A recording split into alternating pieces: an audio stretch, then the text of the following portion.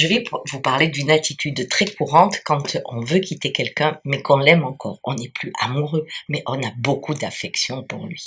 Alors, il y a quelque chose qu'on veut résoudre qui est impossible à résoudre. C'est-à-dire, on veut le quitter, ce qui va lui faire du mal, et on ne veut pas qu'il souffre, ce qui devient impossible. Donc, très souvent, on essaie d'habiller les choses, de proposer d'aller voir un psy, de faire des choses pour que l'élément extérieur puisse à un moment faire que ce soit lui qui dise j'en peux plus.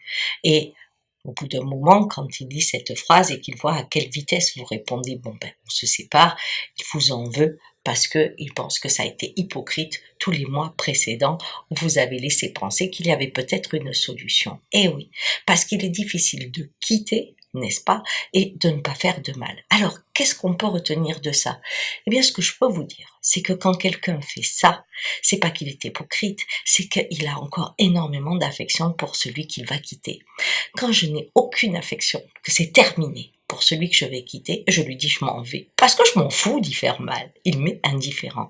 Donc quand vous vivez cette situation et que vous êtes celui où la personne a pris beaucoup de temps et où vous avez le sentiment qu'elle a triché avec vous, détrompez-vous. C'était une façon de vous aimer maladroite. Bien sûr, qui fait souffrir, certainement, qui vous met responsable de la phrase qu'il ne faut pas dire, ça ne va plus, on se quitte.